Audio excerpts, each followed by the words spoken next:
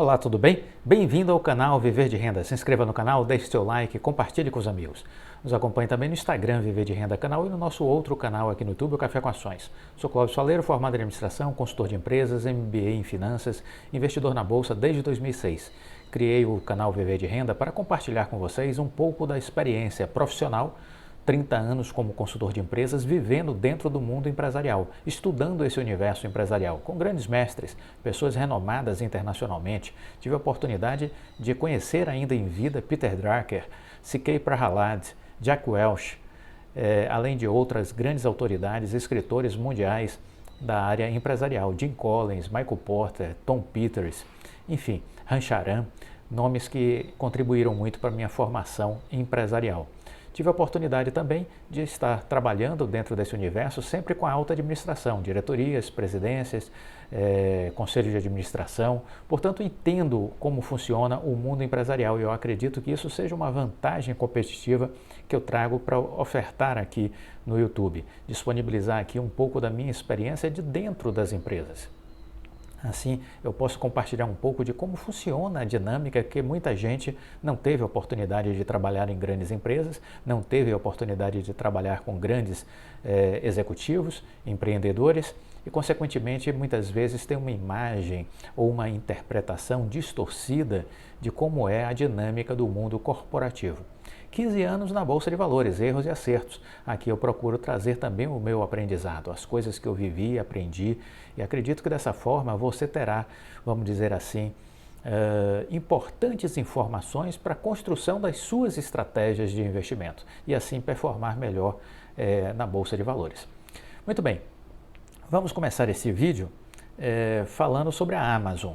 Vamos começar falando sobre a Amazon. A Amazon divulgou recentemente um lucro líquido de 14,32 bilhões de dólares. 14,32 bilhões de dólares, isso referente ao quarto trimestre do ano fiscal americano. Quase o dobro do resultado obtido um ano antes. Quase o dobro do resultado obtido um ano antes.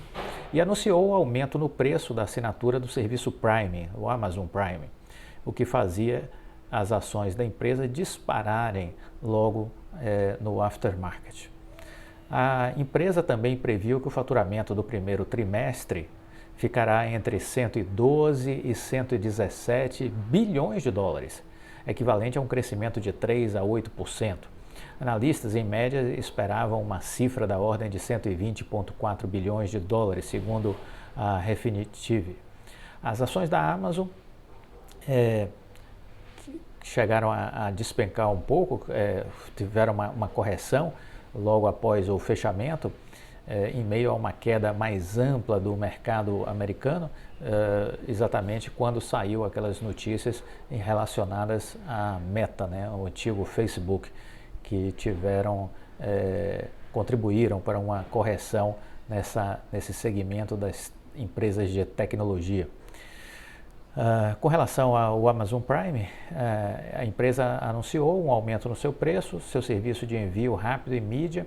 As taxas anuais dos assinantes do serviço nos Estados Unidos subiram pela última vez há 4 anos. Analistas dizem que era hora de um aumento para cobrir o aumento dos custos da empresa nos últimos meses. A mensalidade nos Estados Unidos aumentará de 12,99 dólares para 14,99 dólares e o contrato anual de 119 para 139 dólares, isso já a partir agora de 18 de fevereiro, para novos membros. Com mais de 200 milhões de membros no mundo, o Amazon Prime é um incentivo para consumidores fazerem mais compras na Amazon, certo? Então temos aí um pouco de notícias com relação à Amazon. E por que isso é importante? Porque as empresas de tecnologia, né, a gente tem que estar sempre observando, porque elas estão carregando a Bolsa Americana, está carregando a economia americana e ela traduz muito do que podemos esperar para os próximos trimestres, né? Então os resultados da Apple vieram bons, os do Facebook vieram decepcionando, mas os da Amazon também vieram positivos e isso é que importa. É que a gente tem aí uma tendência de bons resultados pela frente nas Big Techs, excetuando aí o Facebook, porque passou aí alguns problemas correcionais na sua estrutura. Vamos falar de commodities também um pouco. O petróleo, a gente viu aí nos primeiros dias de fevereiro, saltando para as máximas de 7 anos, né? Então, nós tivemos, vendo aí uma disparada do petróleo, que bateu a máxima em 7 anos, agora nos primeiros dias de fevereiro. Isso tenderá a favorecer a quem? Tenderá a favorecer, obviamente, as ações da PetroRio, da 3R Petróleo e da Petrobras, né? São as ações que serão beneficiadas com a alta do petróleo. Com relação à Petrobras, esta é uma estatal e sempre sofrerá a volatilidade provocada pela política nacional, né? Então, a depender de quem seja o presidente, poderá ter um discurso pró-mercado ou estatizante. E na hora que você evolui, seja um governo de direita ou de esquerda, por caminhos de demagogia, obviamente as estatais são sempre as primeiras a sofrer. Por isso eu procuro não investir em estatais, eu procuro não investir nelas, salvo se for por uma operação, vamos dizer assim, de curto prazo, uma operação de 12 meses, 14 meses, 10 meses, entendeu? Onde eu veja uma clara possibilidade de fazer um ganho rápido e aí depois sair do papel. Mas eu não vou ficar com uma ação onde o sócio majoritário, que é o governo federal, ao sabor das suas decisões, poderá, uma hora ou outra, influenciar negativamente no preço das ações. Eu prefiro ficar de fora. Então eu não concordo com quem diz que Banco do Brasil é uma excelente empresa para investir. Eu acho horrorosa. A Petrobras é uma excelente empresa. Também não acho. Então eu procuro ficar de fora dessas empresas. Tem as estaduais, Banrisul, Sanepar, fico de fora também. Porque nos governos estaduais também pode haver interferências e fazer os preços caírem, simples assim. Então, o governo é sócio, eu não quero ser. Essa é a regra. O governo entra por uma porta, eu saio pela outra. Essa é a minha postura perante as estatais. Estou fora. Então, existem boas opções nos segmentos que a gente falou aí, bancos. Você tem um BTG Pactual, por que vai investir no Banco do Brasil? Né? Você tem... olha aí, na área de petróleo, você tem PetroRio, por que vai investir em Petrobras? Não faz sentido. E por aí vai. É só refletir. Aqui no canal temos muitos vídeos que eu falo sobre essa minha interpretação e essa minha visão sobre estatais. Maratone. É importante maratonar porque muitos vídeos eu vou falando assuntos complementares. É como um livro, já falei aqui, é como um livro. Você vai ler um livro, você tem que fazer a leitura desde o início. Por isso que eu digo, maratone, vá lá para o início do canal, foi julho de 2020. E aí suba, porque você vai percebendo que os vídeos se entrelaçam. Então, se você pular as páginas do livro, você pode perder o fio da meada e perder o sentido de coisas importantes que vão gerar uma compreensão melhor da história se você fizer a linha do tempo, né? Então fica essa dica aí para maratonar os vídeos do canal. Então falamos sobre a questão das commodities. Commodities continuam em alta, tendência de alta. Isso não é para curto prazo, isso é para os próximos anos. Então não há o que esperar diferente com relação a commodity que não seja isso. É esperar a tendência de alta para os próximos anos. Veremos minério de ferro, petróleo, continuando subindo nos próximos anos. Está muito ligado à retomada das economias globais. As economias globais estão ainda se recuperando da pandemia, não se esqueçam disso. Estão ainda se recuperando da pandemia e buscando chegar aos níveis de 2019. Entendeu? Chegar aos níveis de 2019. Para, a partir daí, recuperar o tempo perdido de 2020, 2021, 2022, entendeu? Então temos aí seguramente um ciclo de alta de commodities que deverá estar aí perdurando por pelo menos mais 3, 4 anos. Então é um pouco isso de expectativa que eu tenho e que eu deixo aqui compartilhado com vocês. Muito bem, com relação ao Ibovespa, o Ibovespa segue impulsionado com a entrada de dinheiro dos estrangeiros, né? É o segundo maior fluxo estrangeiro em 10 anos, se a gente for olhar o que está acontecendo agora, neste ano de 2022. Se formos olhar o que está acontecendo agora, neste ano de 2022, a gente vai ver que o Ibovespa está sendo impulsionado pelo segundo maior fluxo estrangeiro em 10 anos. Então, os estrangeiros estão investindo com vontade no Brasil. O que justifica isso? Vários motivos. Temos commodities, temos ciclos econômicos, temos empresas baratas, temos dólar vantajoso, temos alguns motivos. Então, em janeiro, o mês que já foi encerrado, os estrangeiros colocaram aqui 32,5 bilhões de reais comprando ações na Bolsa Brasileira. 32,5 bilhões de reais. Foi a segunda maior quantia em 10 anos. Foi a segunda maior quantia em 10 anos. E a sua entrada se deu em um momento que para muitos podia ser considerado atípico. Havia no radar, né, dos analistas de que decisões ou sinalizações do Federal Reserve nos Estados Unidos com relação a elevar a taxa de juros americana poderia repercutir e fazer com que houvesse marolas, vamos dizer assim, nos países emergentes. A economia americana, obviamente, é a maior de todo o planeta e os títulos do seu governo são sempre tidos como os mais seguros. Com isso, há uma percepção de muitos analistas que a procura por esses ativos aumenta de forma paralela às sinalizações ou movimentações de alta de juros do governo da autoridade monetária americana. São rendimentos maiores sem praticamente nenhum risco, o que aumenta a atratividade. A percepção de boa parte do mercado é que o fluxo do dinheiro nesse cenário tende a sair de investimentos que possuem mais riscos, e o Brasil, com suas empresas ou até mesmo com títulos do Tesouro Nacional, costuma configurar nessa lista. Mas não é isso que está acontecendo. Os rumores lá de que o Federal Reserve vai fazer uma política de aumento de juros já é conhecido. O movimento de alta de juros até o final deste ano já se sabe. A dúvida é onde vai parar esse aumento, mas pelo menos estará próximo de 1% a taxa de juros americanas. O que, ao meu ver, é baixíssimo, né? É baixíssimo. Não vejo isso como algo que seja suficientemente preocupante para gerar destempero. Mas o mercado de ações, ele é neurótico por vocação.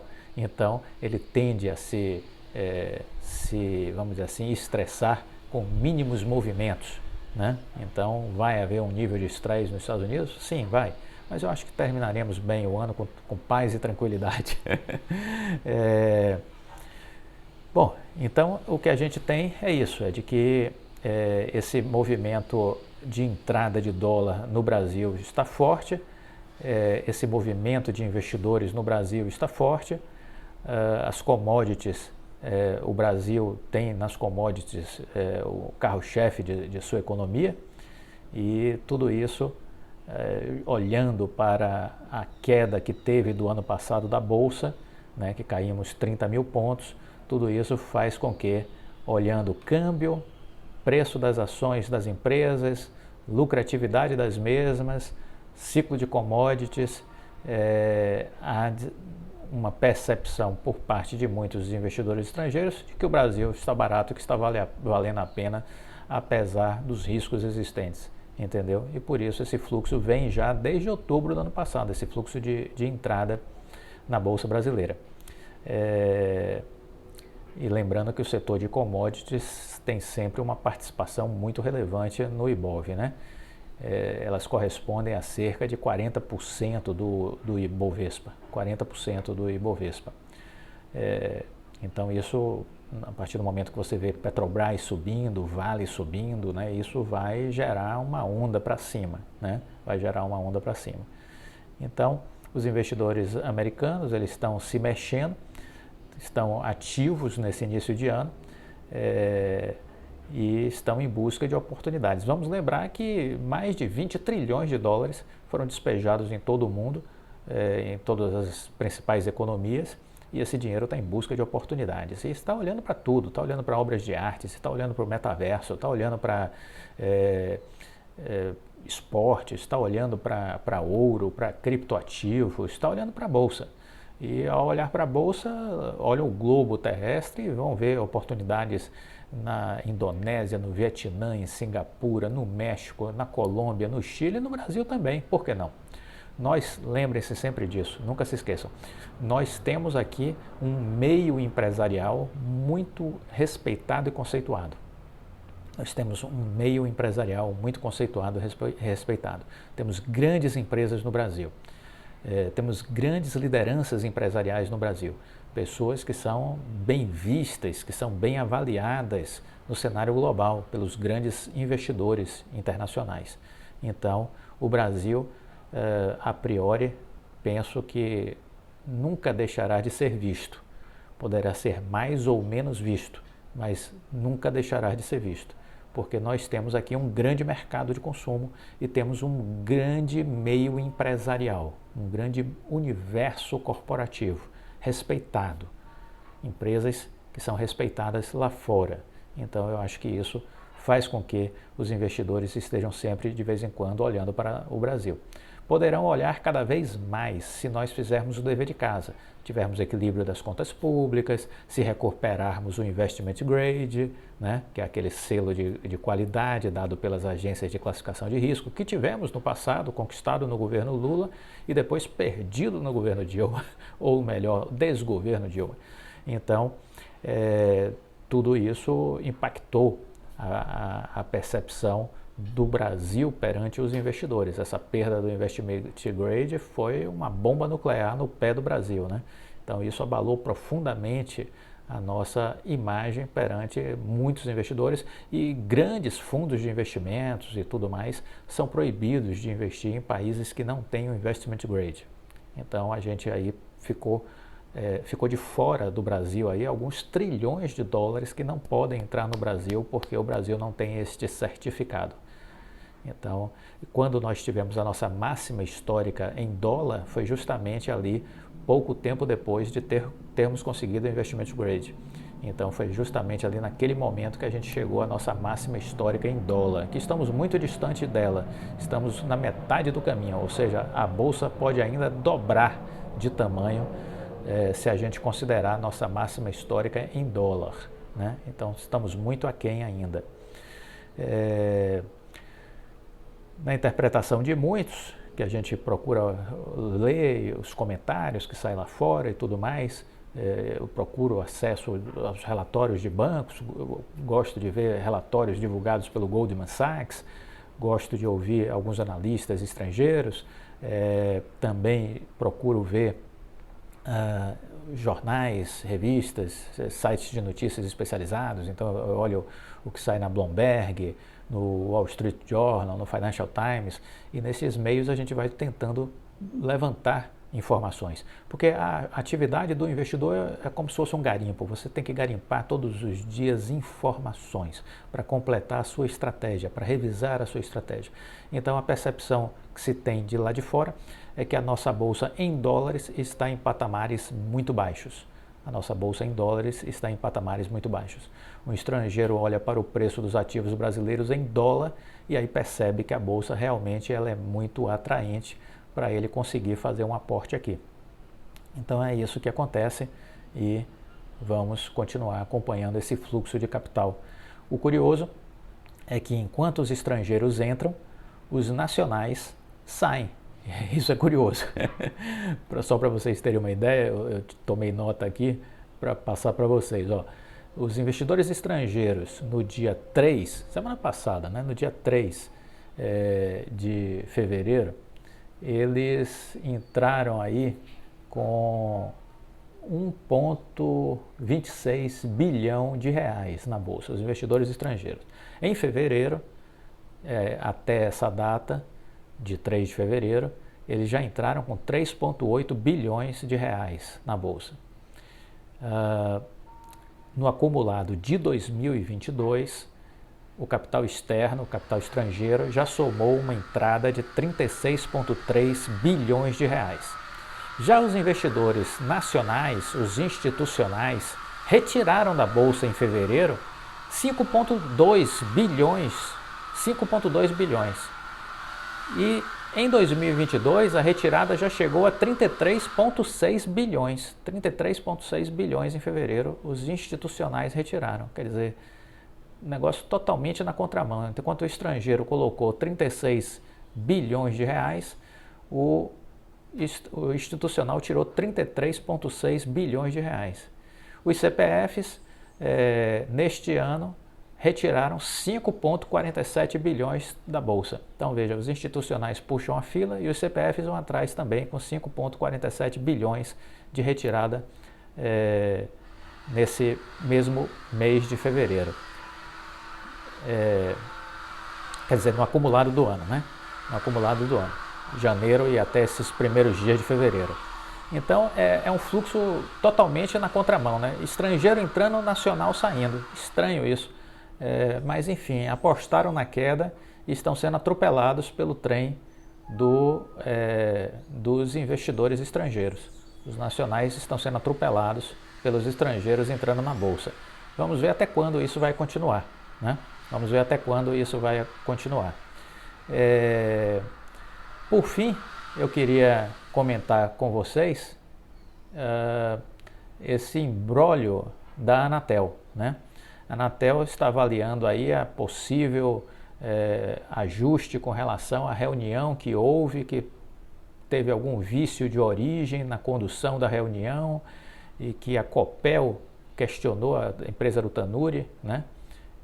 Lá do Paraná, da área de fibra, questionou essa questão da legalidade da sessão ter sido conduzida pelo Emanuel Campelo e meio que solicitou o cancelamento da reunião.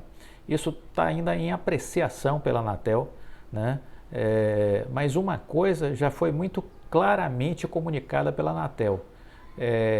A votação da venda da Oi Imóvel, ela aconteceu.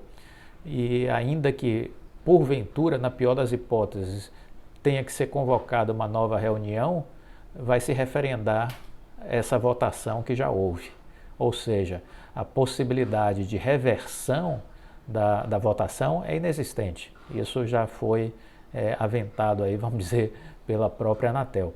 Então, ela poderá ou não, ela ainda está analisando os seus regulamentos, os seus regimentos, para decidir se vai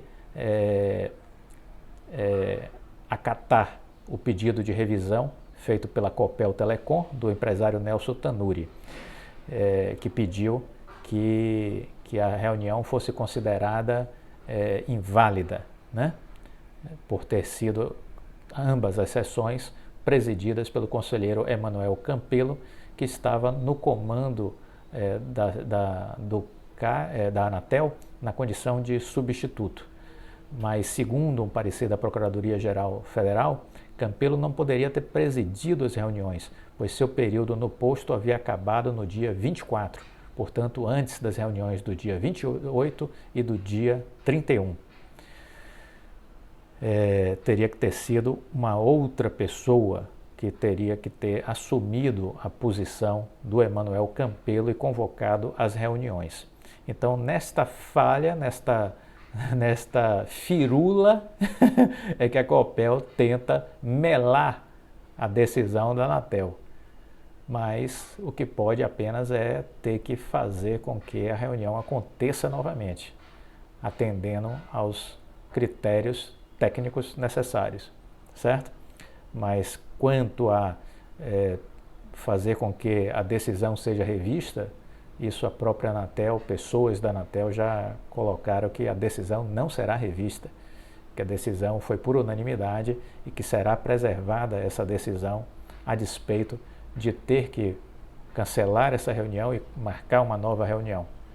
Aí é uma questão que eles vão decidir tecnicamente ainda, não há uma decisão ainda. Mas a questão da votação em si, de todo modo, será mantida. Então, e é isso que agora a gente vai ficar aguardando, né? é uma grande novela, na verdade. O Brasil é um país de muitas inseguranças, sabe por quê? Por causa da burocracia. Há muita burocracia no Brasil. E a burocracia, ou burocracia, como você prefira, ela é feita exatamente para isso, para criar brechas, para questionamentos jurídicos. Essa é a característica do Brasil. A burocracia, ela tem esses seus regimentos, esses seus tecnicismos, e que são todos feitos, engendrados para criar confusão. Isso eu lhes garanto, é para criar confusão. Porque aí os advogados têm um berço para travar todas as suas teses, suas batalhas, entendeu? E aí tome-lhe processos e processos de procrastinações, trânsito, até chegar ao famigerado trânsito em julgado. Às vezes uns processos no Brasil demoram 15, 20 anos, entendeu? É um negócio absurdo, esdrúxulo. E isso só se vê aqui. Se você for olhar como é que funciona o ordenamento jurídico nos Estados Unidos, na Alemanha, na França, na Inglaterra, você não vê essas aberrações que acontecem aqui no Brasil, né? Mas estamos aqui e os advogados agradecem as brechas para os questionamentos, mas tudo isso é engendrado de forma proposital, não tenha dúvida disso. Tudo isso é engendrado de forma proposital, para criar dúvidas, para criar embaraços e para criar meios de postergação, de procrastinação, entendeu? Tudo isso é de caso pensado. Isso foi feito ao longo de décadas de caso pensado, né? Então, o que a gente vai aguardar agora é isso, a decisão com relação ao posicionamento, se a reunião será suspensa, cancelada ou não, a reunião do dia 31. Caso seja, uma nova reunião será marcada, acredito que de forma extraordinária, para acelerar a ocorrência dessa reunião, e os conselheiros provavelmente vão novamente referendar o voto que já tiveram na reunião do dia 31. Quanto a isso, não há nenhuma preocupação, Da parte da Anatel, isso já está mais do que resolvido. Gostou do vídeo? Deixa o like, compartilhe com os amigos. Fique com Deus e até a próxima. Tchau!